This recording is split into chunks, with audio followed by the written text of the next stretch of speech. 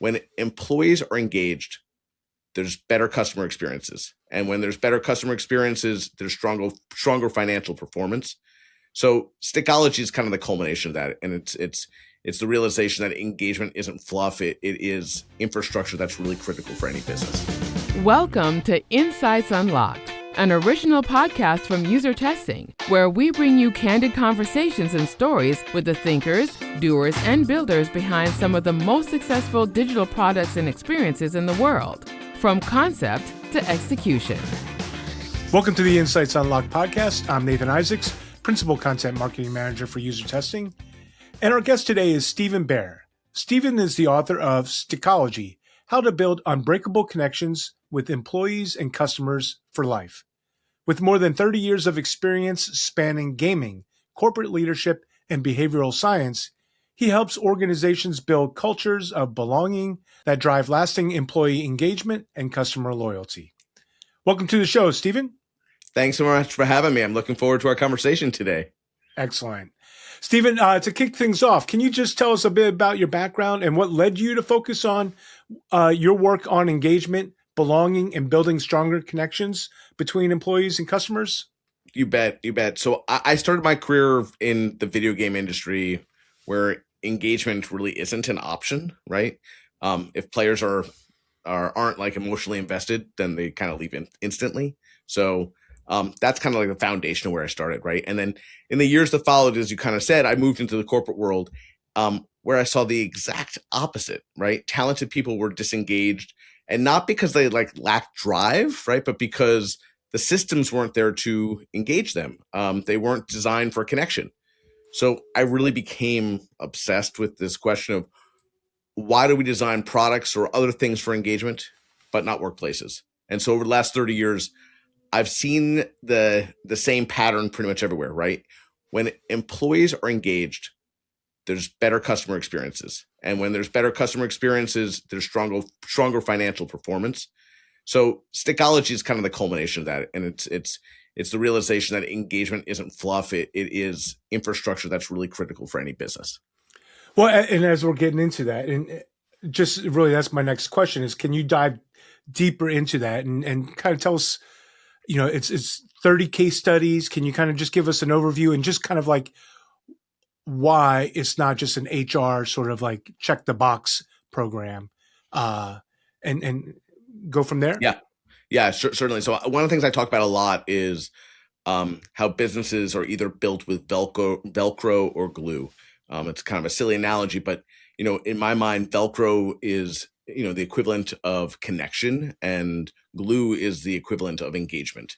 So Velcro, it sticks fast, and it and it's really convenient, and it works until pressure is applied, and then kind of rips apart really easily, right? Glue takes time. It requires chemistry, but it holds when things get messy. Most organizations are built with Velcro, right? And they're surprised when people peel off during moments of stress or change or uncertainty. When engagement becomes a strategy, right, instead of just like a human resources campaign, lots of things change, right? It moves from survey results to operational design. Leaders stop asking, how do we motivate people? And they start asking things like, how do we design systems for our people, right? Two very different questions. Hiring becomes more about values alignment, not just is this person skilled. Product decisions are considered like the emotional impact, not just the feature sets. CX isn't optimized for convenience. It's optimized for connection, right? And then metrics expand beyond efficiency, right, to include things like trust and advocacy, which is really important for any brand. So engagement becomes really a growth lever, right? It becomes risk mitigation. It becomes a competitive moat. And what I find is that great engagement directly results in great performance, right? That's employee performance, customer performance, company performance. When you take the time and you don't cut the corners, the impact is so much greater. And so I wouldn't look at how do we just build a really good HR program or campaign, but really how do we make this part of the infrastructure of our business? Well, and the follow up on that, you write about this, you posted even, on LinkedIn about it, is that your CX or your customer experience will never, or your customer experience score will never exceed your employees' experience. What are the blind spots that leaders are need to keep an eye out for when Yeah, they're trying to address that? it's a great question. So there are a lot of them, right?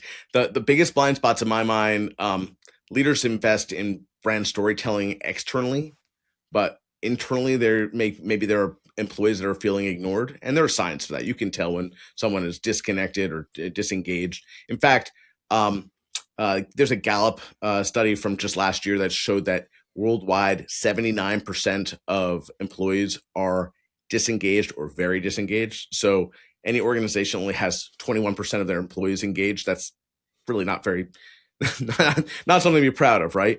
But other signs, right? Maybe they're optimizing for speed and automation, but there's human connection that's eroding. Maybe they add CX tech while ignoring the frontline employee frustration. So those are certain things to think about. You can't script warmth, right? You have to automate, and you can't automate care, right? You can't market authenticity internally if the culture doesn't support it. So it all has to connect, right?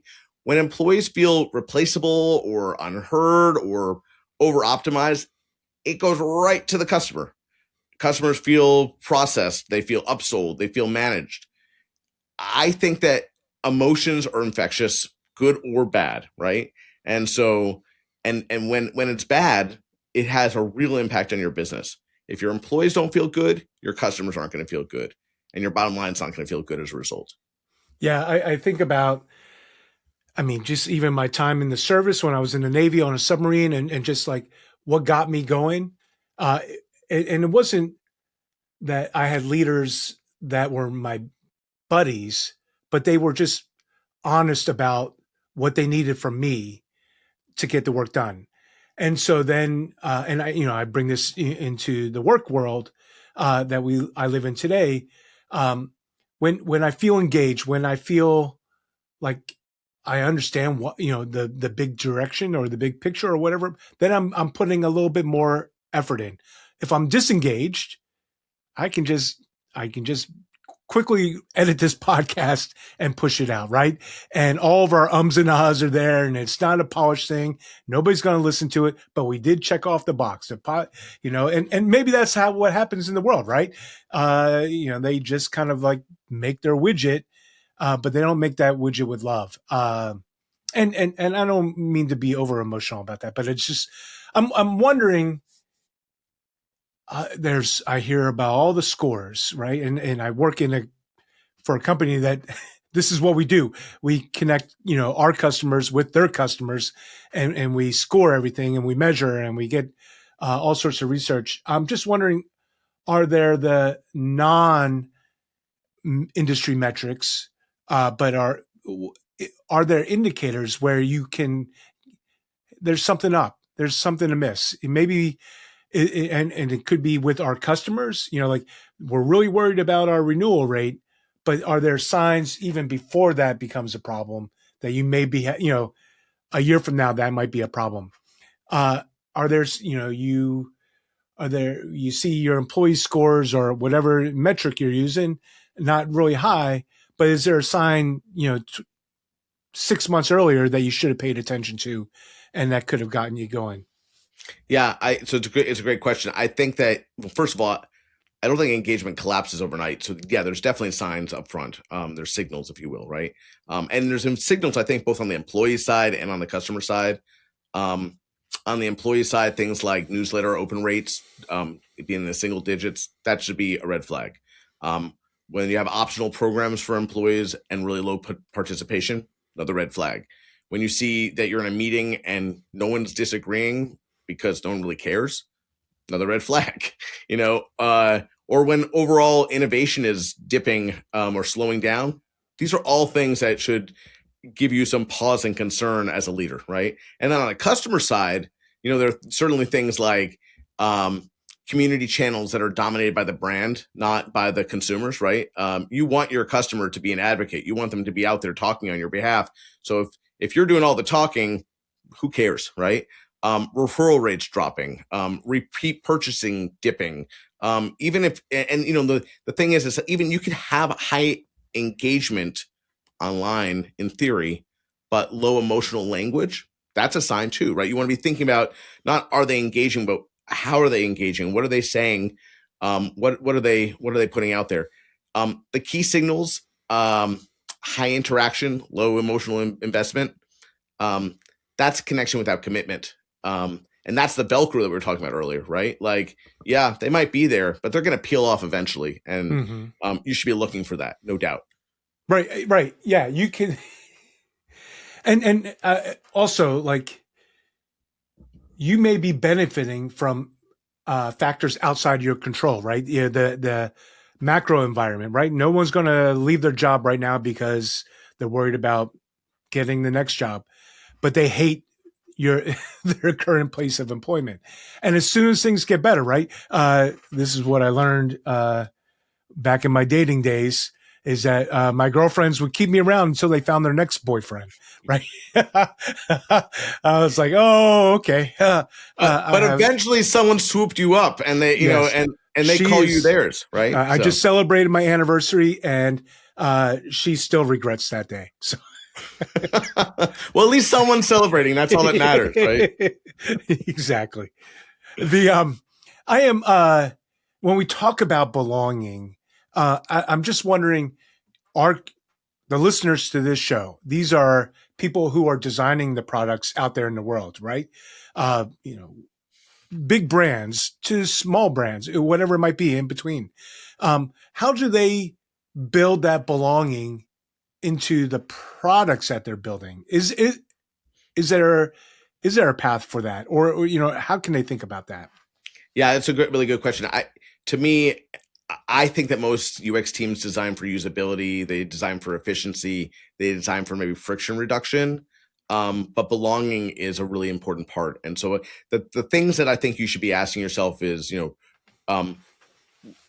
when someone is engaging with your brand, think about representation. Are they asking themselves, do I see myself here with this product, right? Think about voice. Can you influence them with it? Think about recognition. Do they feel like they're acknowledged by the way that you've designed something? And back to, I think, something we talked about really early on was values, right? That's not just about when you're hiring somebody. That's also about, they're your end customer. Does what you're designing align with what they believe, right? And so I think that, representation, voice, recognition, shared values is really all important things. Designing for belonging means asking things like, where does this experience signal identity, right? What does it create? Where does it create participation? Where does it invite contribution, not just consumption, right? So I think those are important things for us to be thinking about. To me, belonging happens when someone feels like this was made with them in mind, right? Not just that it works. And so, getting beyond just features and functions and really thinking about how do I emotionally connect with this person and make sure that it's designed that they look at it and they say, these guys knew I needed this, right? Way easier said than done, but a really important thing to be thinking about as you're designing. As I'm listening to you, a campaign that popped in my head, a marketing campaign, was the Dove Real Beauty campaign, right? They pivot away from the traditional everyone, and this is a subject I have no idea what I'm talking about, so I apologize in advance, right?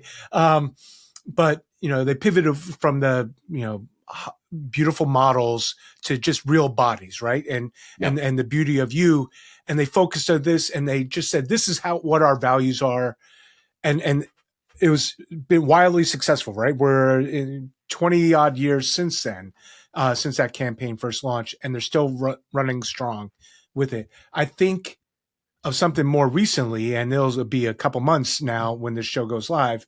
But the gamble, we'll see what happens. But I'm thinking about Anthropic's decision to push back on the Pentagon Yep. and say, you know what, we'll forego that 200 million because we think sticking to this value is going to give us more money with, a different audience later on or something like that. Well, we're even seeing. I know it's short term, right? But you're Yeah. seeing all these people respond to it. How many posts have I seen where someone has said, "I've spent the last year getting Gemini or getting ChatGPT or you name it to really understand all my information, all my context, all my approach, and I'm abandoning ship because I believe in what those guys just did." Right? And so they're tapping into that emotion, and that's really critical. Now, I do believe that it seems like that is core to their values and who they are, and they are trying to tap into others who have similar values. To your point, we will see in a few months or a year or two whether they win or lose with that strategy, but I think it's the right one. Yeah. No, I think you're on the right lines there. Well, I am a contrarian in my DNA, so I applaud anybody who pushes back against the man. So we will see. We will see. You talk, and about the book, and you say like, hey, let's move beyond mission statements, and kind of what we're talking about here is to integrating purpose into our daily operational decisions.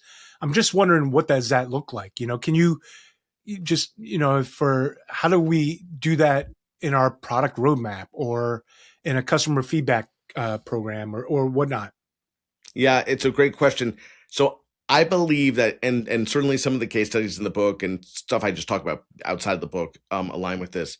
There's a really big disconnect in most companies between the purpose, the mission, the vision, the values that are kind of articulated in the boardroom by executives, and what the day-to-day worker does or knows.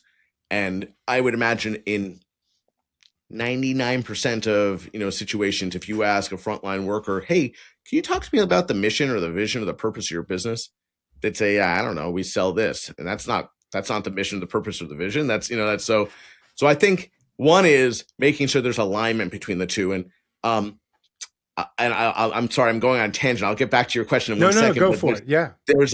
There's a ex-CEO, Chairman Emeritus, Gary Ridge from WD-40, who I love what he talks about. He talks about changing all managers into coaches and really helping those individuals at that mid-level be responsible for being the bridge between that mission, vision, purpose, value, and the day-to-day work of their employees, and helping to understand how they can really make that part of their day-to-day actions. So I think that that's really important and missing from most companies. To better answer your question, I think when purpose is real, right? When you see it in the small everyday decisions, it shows up when someone says something like, yeah, we could ship this feature, but it doesn't really actually feel like us, right? Like, you want people to be thinking, does this feel like who we are? Does this match that? Kind of back to what you were just talking about with Anthropic, right? It shows up when you choose the harder supplier because it aligns with your values. It might cost more, but it aligns with who you are, right? It shows up when your marketing team doesn't promise something that your operations team can't deliver. So making sure that alignment is there. It shows up when customers complain, and instead of logging it to a spreadsheet, you actually call them up on the phone and say, thank you for your feedback, and put a plan in place to actually implement a solution against it, right? So purpose is not a slide in a deck, like, right? And I think that most companies think, well, we've articulated it, we've defined it, great. Well, how do you roll it out, right? It's the reason that someone in a meeting says, wait, who are we, right? Kind of going back to it, does this align with who we are, right? And if no one's asking those questions, then the mission or the purpose or the vision is probably just a piece of art on your wall, right? So what are the things that we can do, right? So I think that to really make sure that there's alignment, I think we can be thinking about, how do we approach our pricing decisions? How do we approach our supplier choices? How do we approach our feature prioritization? How do we communicate both to our employees and to our customers? And it's not just about being perfect, right? Because God knows none of us are, right? It's about being consistent. And if we define that this is our purpose, thinking about on a regular basis, how do we make sure it shows up in our everyday work?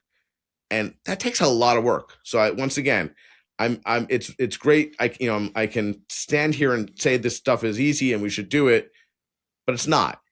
But, the reality is it's important. And the companies that are doing it well, they are outpacing everyone else. So I gave you a long-winded answer, and I'll give you just one more thing if that's okay. Yeah. There's the best places to work study that comes out each year. And, the companies that are on there typically are really good at what we just discussed. And not only they're really good and they have, really amazing customer advocates as a result and longevity with their employees, but there are three stats that stick out in my mind that kind of that showcase that those two things happen. One, they see that the companies that are really taking this approach to building best places, human-centric, and are sticking to their values, have 1/3 the turnover that their competitors have. Number two is they have 8 times more revenue per employee than their competitors. And number three, they're outpacing the S&P by 3.5 times. So to me, it's like, you could take the shortcut and just say, we're going to put this piece of art on the wall, or you can do the hard work and say, we're going to make sure everyone understands it and we're going to implement it. And as a result, you're going to see some really good, quantifiable results, afterwards. And it's an ongoing conversation that you have. You talk about turning those middle managers into coaches. And that reminded me of and I apologize to all our listeners. I really don't live this way, but it's another submarine reference. It's a book called Turn the Ship Around. And it was about a captain who really and I was on a submarine. Very, very hierarchical organization. You do everything your senior person tells you to do. But where he found success, this Navy submarine captain, was that he said, I don't need to be responsible for every single decision of interpreting what our mission is. All right. I'm going to push that down to you. You can decide, if these 3 guys go on vacation, that means we have nobody to stand the watch. That's a decision that their supervisors should be able to figure out. It doesn't need to come all the way up to the XO or something like that. And so you work for a technology company and this is your mission. Your frontline people, your customer support people, how do you interpret that mission in your day-to-day, taking a call, reaching out to a renewal meeting or something like that? And just have that conversation, right? You can just have it with a peer or with your manager and just say like, all right, this is our mission. How does that apply for Nathan Isaacs creating a podcast, or picking the guest on the podcast, whatever it might be, right? Am I wrong? Yeah. So yes, I think that's really important, is making sure that you act as the connective tissue between this is what we're told from the C-suite we need to do, Nathan or Stephen or whoever, how do we make sure that you do this successfully? And, to that point, I talk about often how I think most companies would run better if they were designed like video games. And what I mean by that is, if you think about it, right, as a player for a video game, we know what the rule sets are, we know what the objective is, and we're set off to explore, right? We're set off to just try stuff. It's a safe place to fail. We get constant feedback. We get when something goes wrong, we can try again, and when something goes right, we feel a sense of achievement. And the reality is that one, we don't know the rule set normally in a workspace. Two, when we make a mistake, it's not often acceptable, right? And three, we rarely get feedback, right? An annual review is not sufficient, right? Like, people need to hear regularly, like, you're doing great, and here's why you're doing great. Keep it up, or hey, you might want to tweak this, and keep going. And that's the coaching that we're talking about that's missing from so many organizations. Well, and two, also in these, the most successful video games, how do you next level? right? Give people direction. This is what you're trying to get to. Create a place where they can have conversations, right? The video gamers, oh my gosh, this is a pain in my butt, but my, kids watch the video game videos of people playing video games, right? I don't approve of any of that, but they are learning how to hack Mario or whatever it is. So, well, I tell my kids that they're all, their brains are all rotting as a result of doing the same. So, I let them enjoy that and then feel bad about what their dad says. There you go.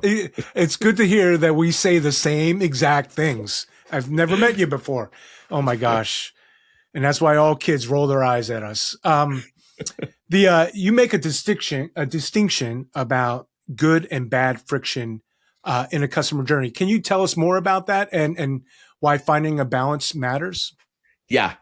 When we think about friction, I think we often think about bad friction, right? So like, a confusing checkout flow, long waiting times, bureaucracy, red tape, hidden fees, all that stuff. But there's also good friction, right?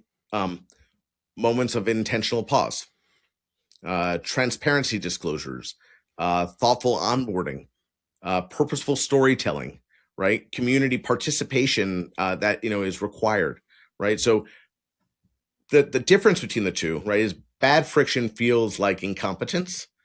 Good friction feels good. It feels like someone cares, right? And if everything is optimized for speed and nothing is optimized for meaning, companies will lose their employees and their customers over time, no doubt, right?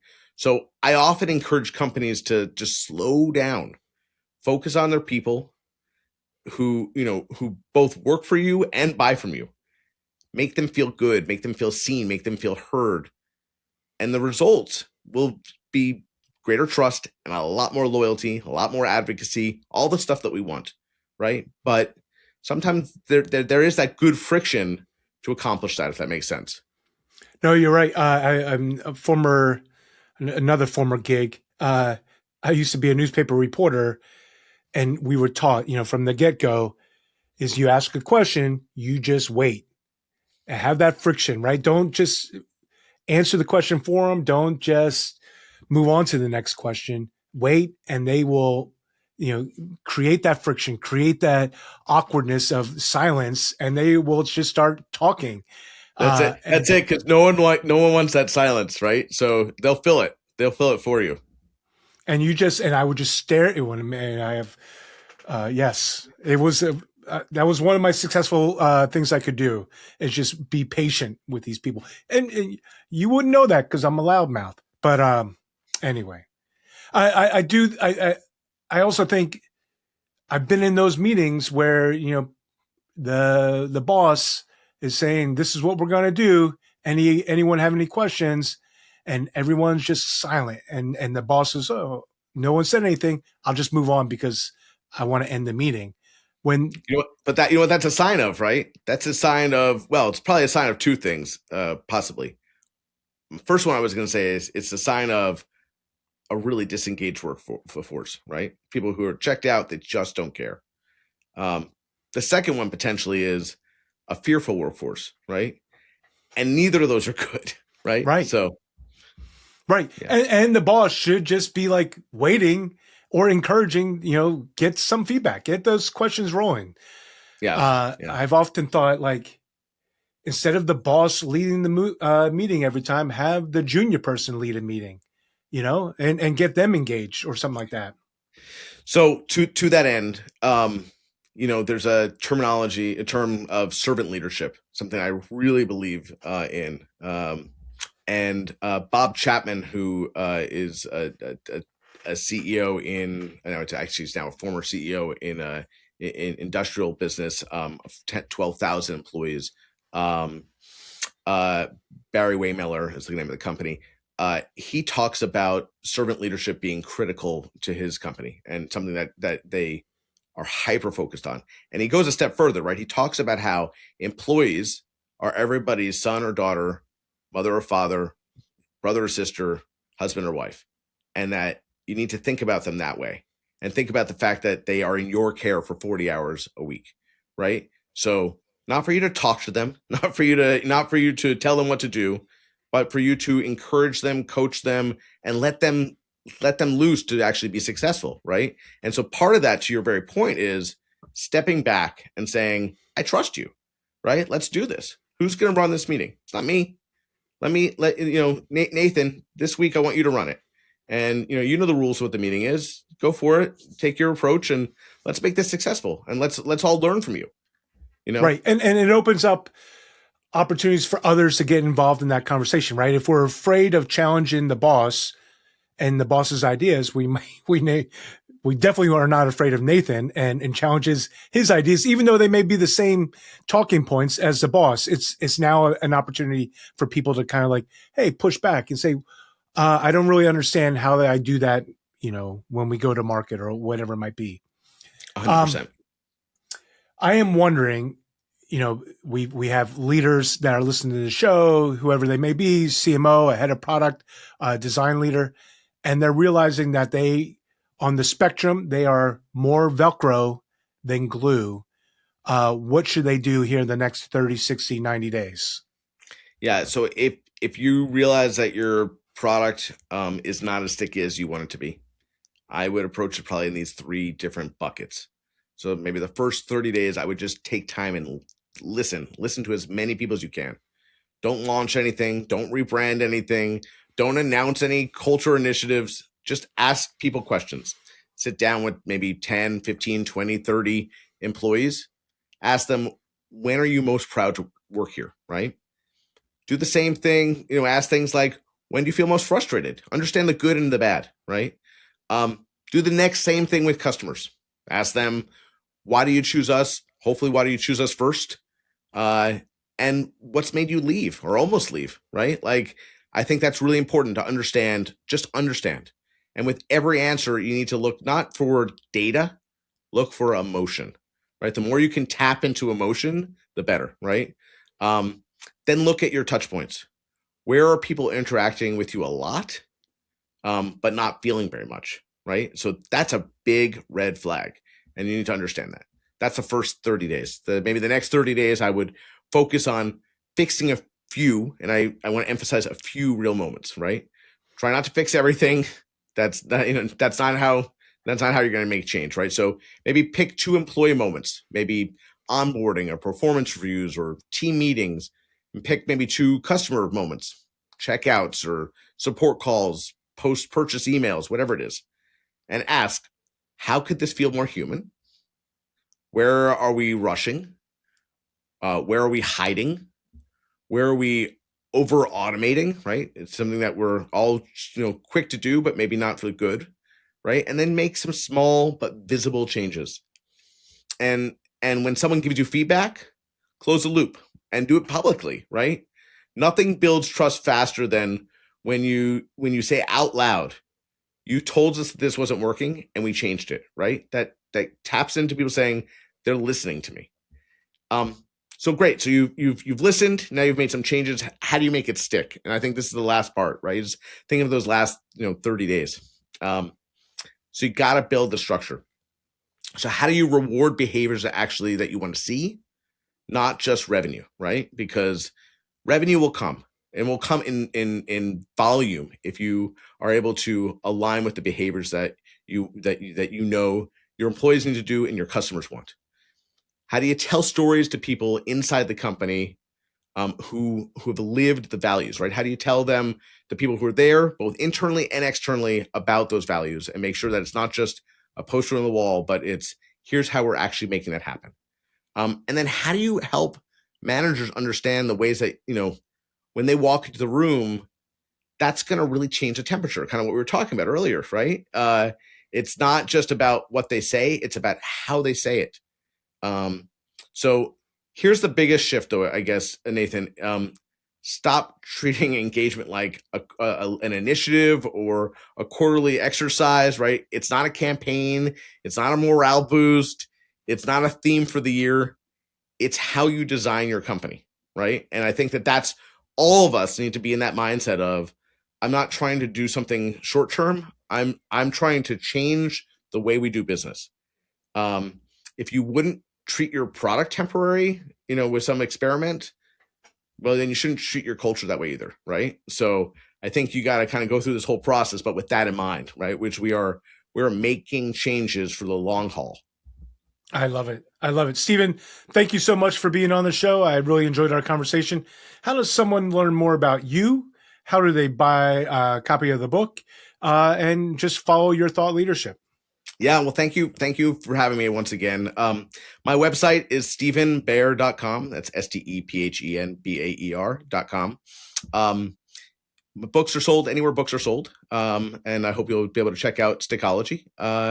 And if you're looking for someone whose brain you want to pick or someone who you'd like to have talk, please get in touch. I'd love the opportunity. Absolutely. All right. Hey, I appreciate it. Thank you so much. Thanks so much, Nathan. I appreciate it.